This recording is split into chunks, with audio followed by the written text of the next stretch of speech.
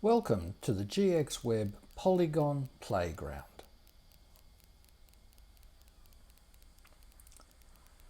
Our first challenge. Two teams, let's call them A and B, of n players each, are seated around a 2n-gon polygonal table. Team A are allocated the odd-numbered seats, Team B the even numbers. How might we set up the draw so that each member of Team A competes against each member of Team B exactly once? How many times must they meet? Challenge 2. Consider a clock face with 2n hours marked around the dial. Let's consider the number of ways to match the even hours to the odd hours, ignoring repeated rotations and reflections. Alternatively, given a 2n-gon, a polygon with 2n sides, draw n diagonals so they don't share endpoints, and there are an odd number of polygon sides between the endpoints. How many such variants do you think we could find for a hexagon, where n equals 3, and so we have 2n, 6 sides? For an octagon, where n equals 4, a decagon, n equals 5, or the standard clock dodecagon, n equals 6, a 12-sided figure. And why stop there? What about n equals 7, 8, 9, 10?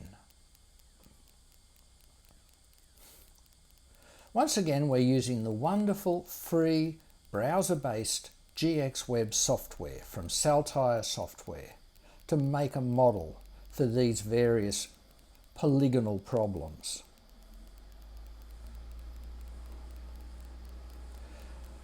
In our model, you'll find n draggable segments. The idea is use these to find as many solutions or variants for these challenges as you can. You could also browse through solutions ready-made, vary the number of sides using the n control, and browse sample solutions using variants. Here, to model challenge 2, the clock, we'll use negative values of v. So first of all, we might begin by trying to drag the segments to build 3 different variants for the hexagon. So we see our hexagon where n equals 3. It's a 2n-gon, so we just double the value of n. When the variance value is 0, we have the opportunity to drag the sides. So for instance, what we want to do is to join each odd number to an even number.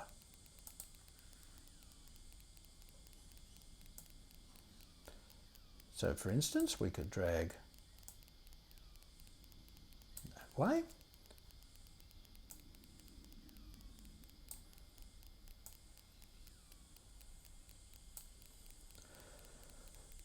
Now, have we fulfilled the requirements? Well, let's check. Congratulations.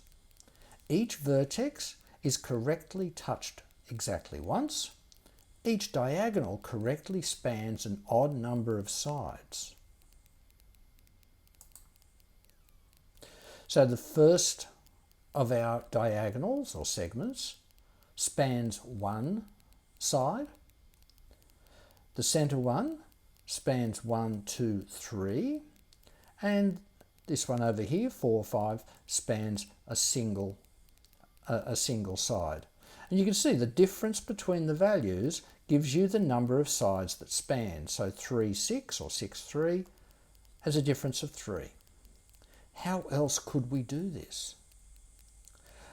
Well, if I was going to join one to another side, I can join it to the one next to it.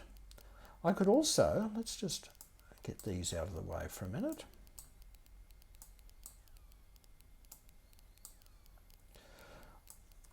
I could also join it to that side, 1, 6. They'd be 1 apart. Now, if I try and join 1 to 3, there's a problem, because the rule, the simple rule is there must be an odd number of sides between them.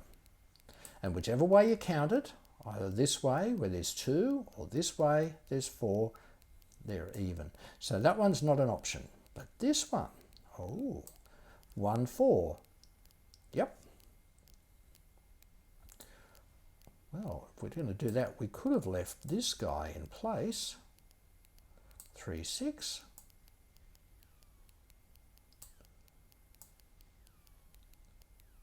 And 2, 5, or 5, 2.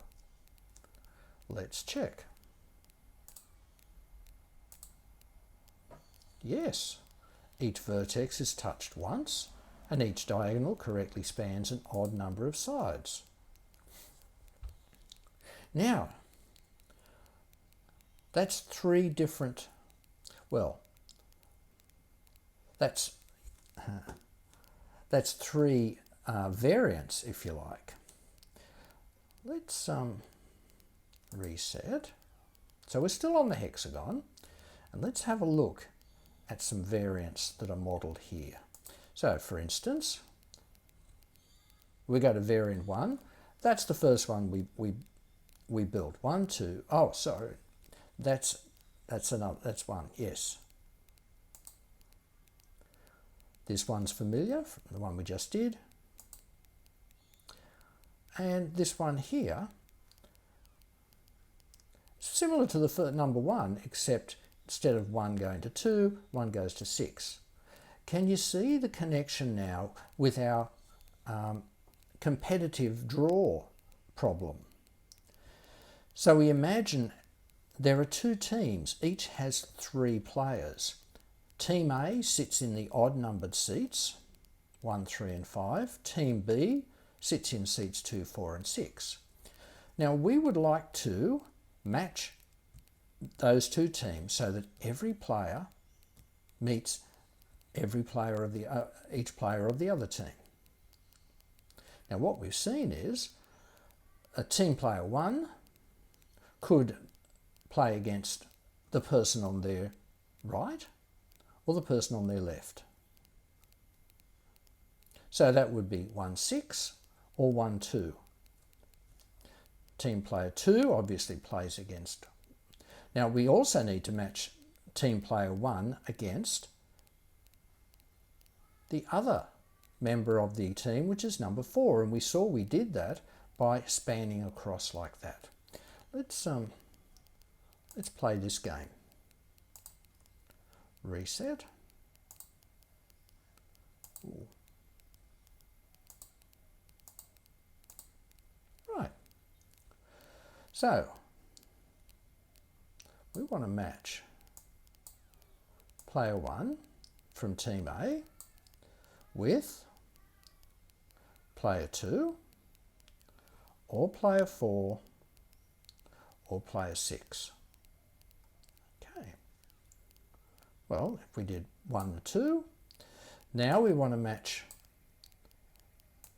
player 3, the next player from team A. Well, player 3 could match player 4. Yep. Or could match player 6.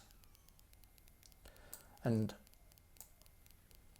player 5 in team A, of course, can match player 4, player 6, or player 2. So we see that these variants nicely solve our problem of how do we set up a draw so that every player in team A plays against every player in team B exactly once. All right.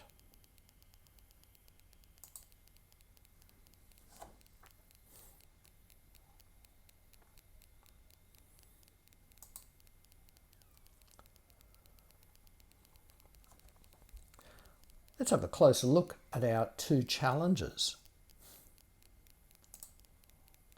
In challenge 1, we're setting up the competitive draw that we've just spoken about. Each member of Team A, the odd numbers, competes against each member of Team B exactly once. Now, if n equals 1, that is, there's one player on each team, there's only one way that this can be done. And that's suitably modelled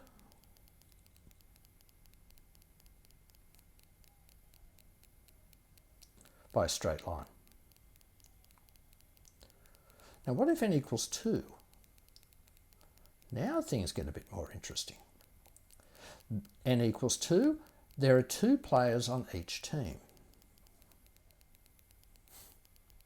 So as we've just seen, basically,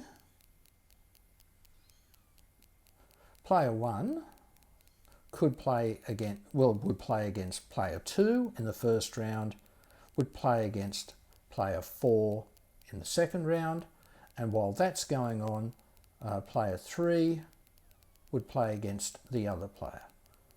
So it seems that if n equals 2, there are two variants that we could set up in our problem. 1, 2, 3, 4, and 1, 4, 2, 3.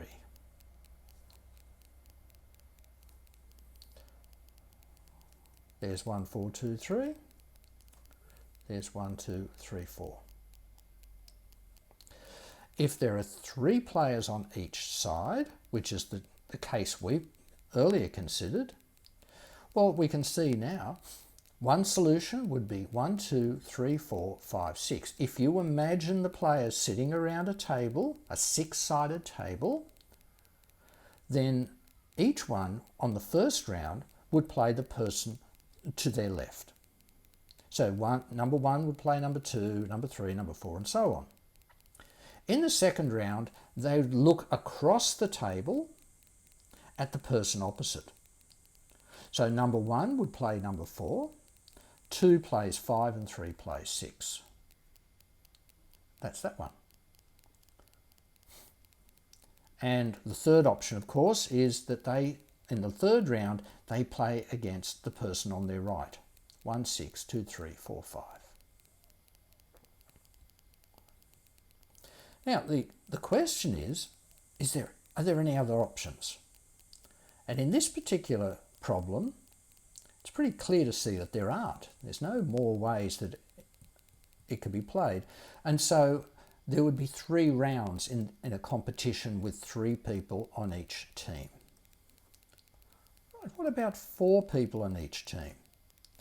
Well, we're starting to suspect, and it's up to you to explore whether there are in fact 4 solutions to this one too. So these are set up so that you could go straight to the answers. So 4 people on each team is an octagon. They're sitting around an octagonal table. Okay. Once again, the first round they play the person on their left. Who might they play in the second round? Well, let's get player number 1 out of the way. In the second round, player number 1 has played player number 2. Can't play player number 3, they're on the same team, so they would then play number 4.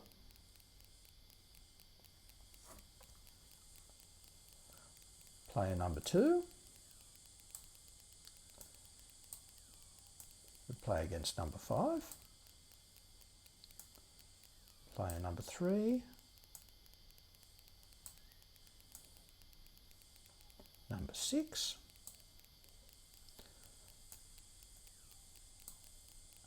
and player number 7 could play against player number 8. Is this legal? Does this satisfy the requirements of the game? Well, we check.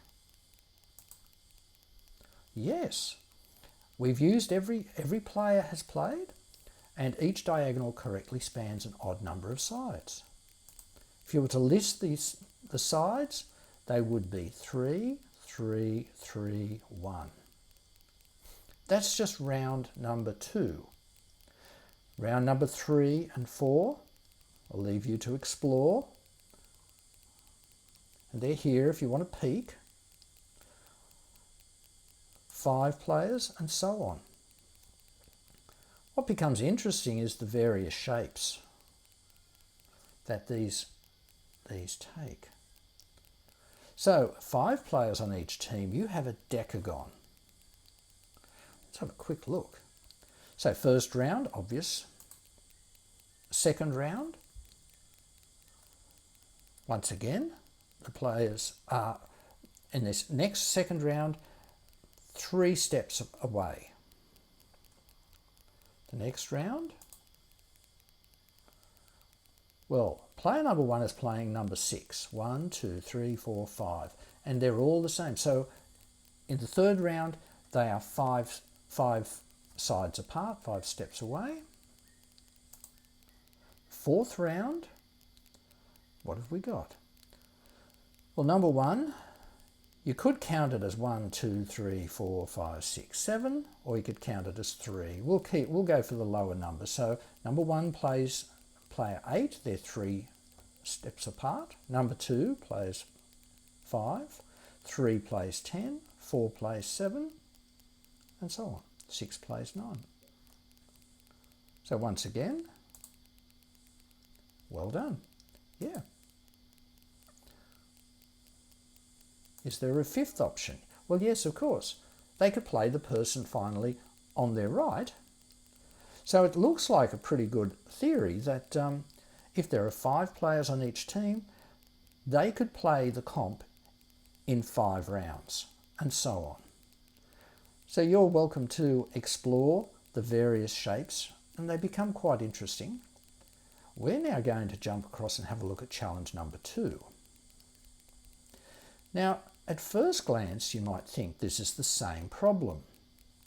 We're going to match the even hours to the odd hours on a 2n-gon clock face.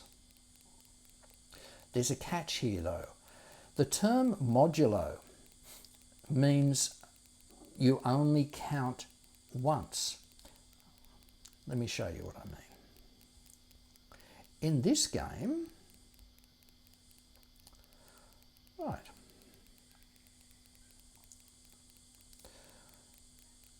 remember our first round of the sports? They play the person on their left. So each of these is one pace apart, one side apart. What was the last round going to be? They were going to play the person on their right. Well, in this game, that's not allowed. Because if you could form the same pattern by a rotation or a reflection, you can't use it again. So clearly, if we were to rotate the first round, 1, 2, 3, 4, 5, 6, and we rotate back one, then that would give us that picture, and that's not allowed. So the only ones that are allowed are those that aren't repeated through rotation or reflection. Okay, so what does that mean? Let's have a look now. This time we're going into the negatives. So number 1. So for a decagon, once again, we'll start with the simplest of cases. Basically, with the persons next to them. The clock face here is joining 1 to 2, 3 to 4, 5 to 6, and so on. So it's a clock face, and we're simply joining each odd number to an even number. The next one. Now, this one, so the first 3 are units, they're 1 step apart, then 3, then 1 again. So we might write this as 1, 1, 1, 3, 1. Next, we've got 1, 2, 3, 4, and then we've got 3 3s. So 1, 1, 3, 3, 3. Now again, we're satisfying the requirements because each vertex is covered once, and the interval between each pair is an odd number. What becomes interesting is that for this game, there are more than 5 possible solutions if you have 5 people on each team.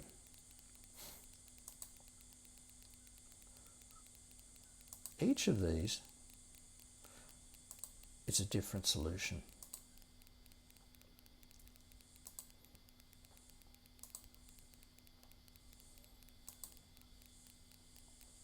In fact, let's go down and peek, but challenge 2, for n equals 5, there are 17 ways that it can be done. Now I've listed the first 3 there, not surprisingly, 1, 1, all 1s, all 3s, all 5s. You're invited to find a few more of your own, but if you want to peek at all 17 solutions, then go right ahead.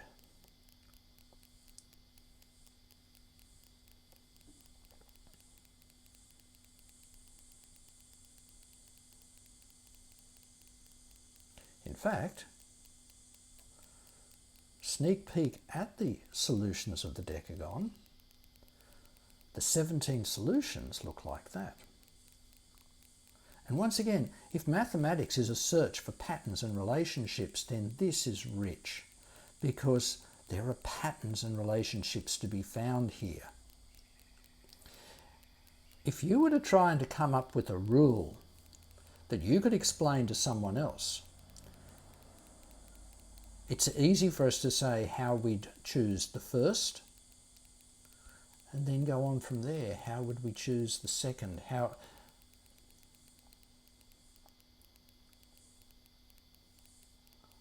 This gets even better.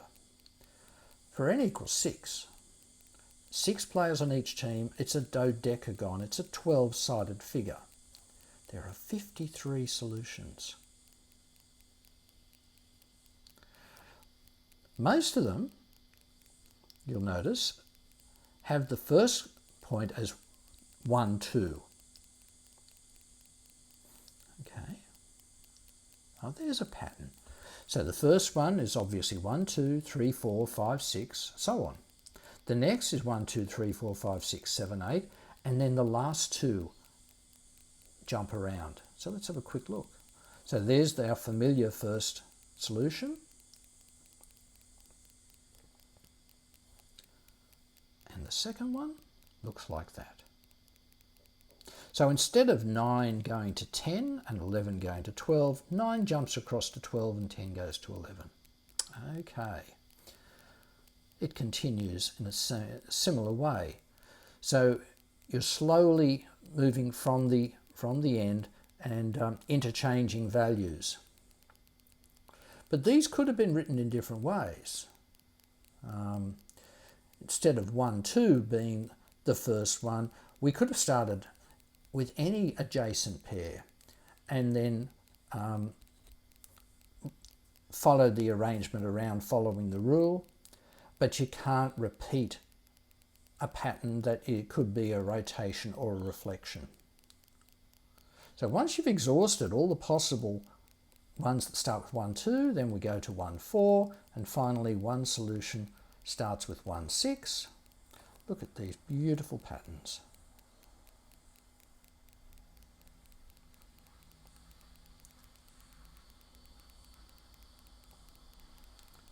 And so on.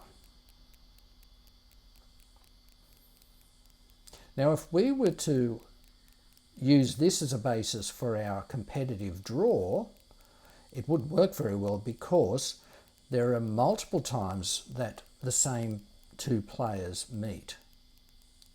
As we can see straight away, in this particular configuration, players 1 and 2 meet the vast majority of times. So that won't work for our challenge number 1. They're 2 different problems, but they're a nice application of the same thing. But look at this. If there are 7 players in each team, 260 ways that they can be, the odd numbers can be linked to the even numbers. For 8, 1,466. for n equals 10, there appear to be almost 100,000, 93,196 ways to do it. And no, I don't list them all. I stopped listing at 6 with 53, but you're welcome to try and find some yourself.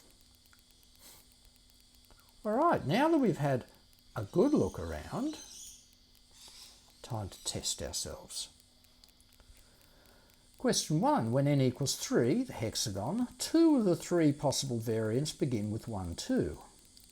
In the text box below, enter 3 pairs of vertex numbers for a combination which does not begin with 1, 2. When you're ready, press the test button again. Right.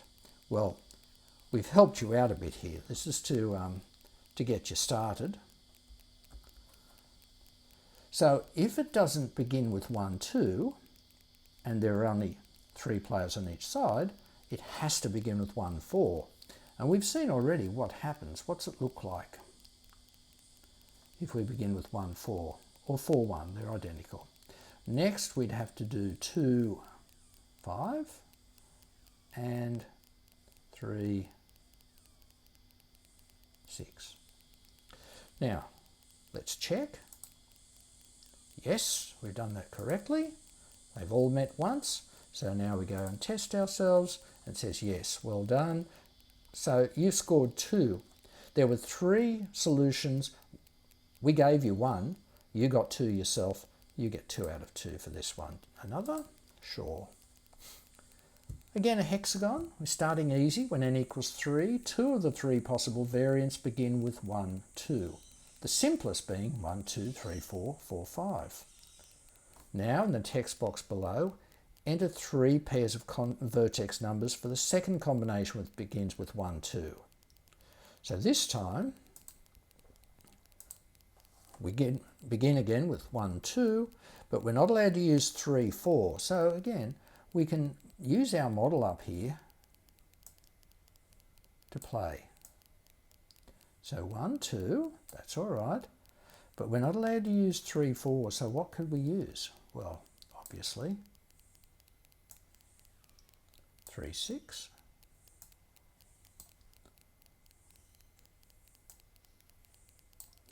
And 4, 5. Okay. And again, you can check, but we're pretty sure of this one, so we'll just test ourselves. And yes, correct. So we've got 4 out of 4 now, and you can continue to work through these. There are 7 questions, and they get increasingly, not necessarily harder, but perhaps more interesting. We'll do number 3 and then leave it to you. When n equals 4, the octagon, 2 of the 5 possible variants begin with 1, 2, 3, 4. The simplest, we've met already. What about 4 pairs of vertex numbers for the second combination that begins with 1, 2, 3, 4? So we begin with 1, 2, 3, 4. What else? See if we can do it without building the model now. 1, 2, 3, 4. We're not allowed to use 5, 6, 7, 8. So, no, I better use the...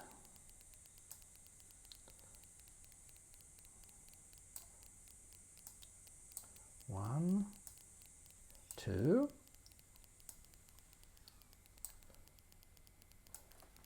3, 4. Now, 5, can't use 5, 6, so we're going to use 5, 8. And 6, 7. Seems reasonable. Looks good. Check. Yep, but does that answer the question?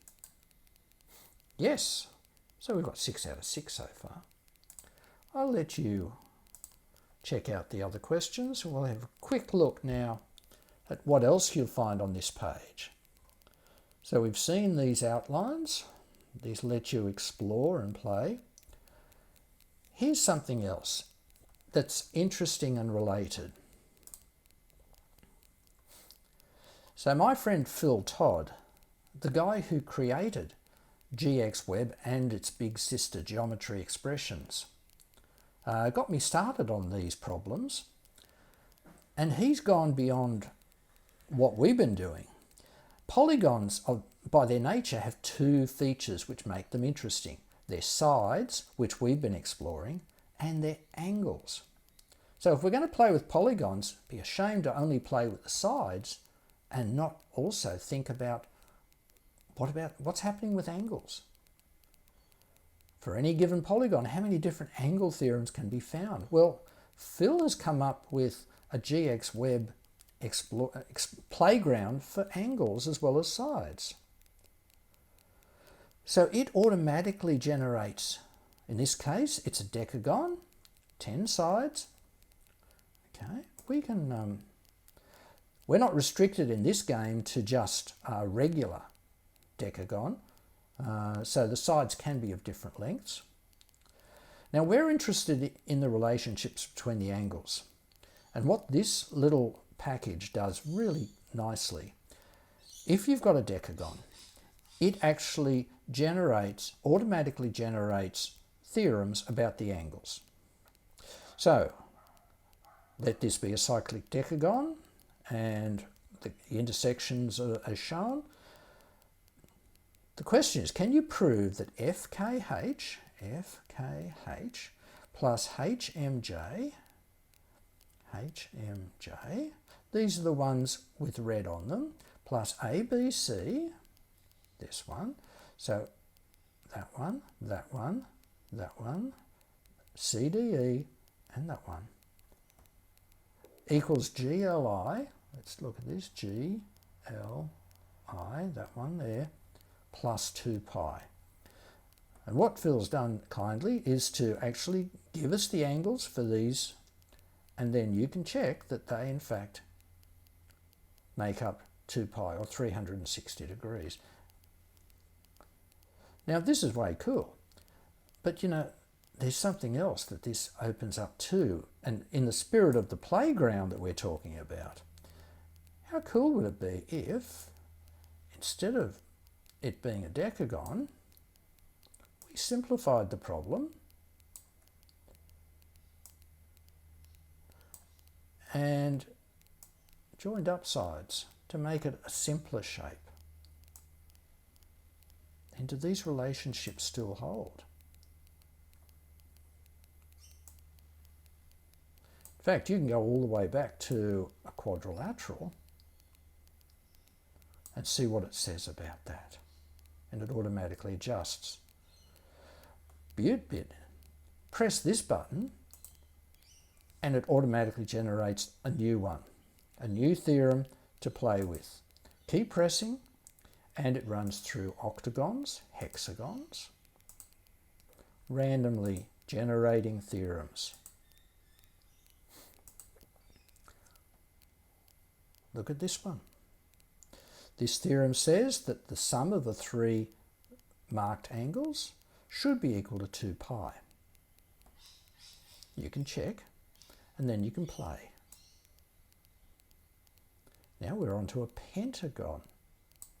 Oh, so many things to explore. This page also lets you report back on what you've been doing. So if it's set as homework, you can put your name in, or you can borrow one of these guys' names. Your class, email to your teacher.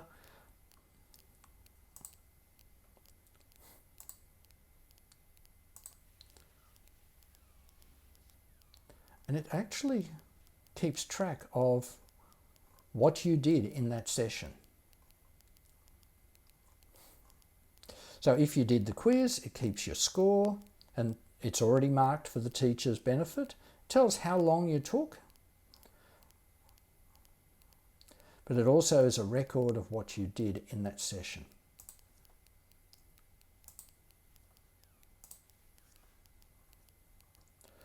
You can also share it with a QR code. If you're not where internet access is available, someone with an iPhone or an Android tablet can come and read the QR code and get that same information.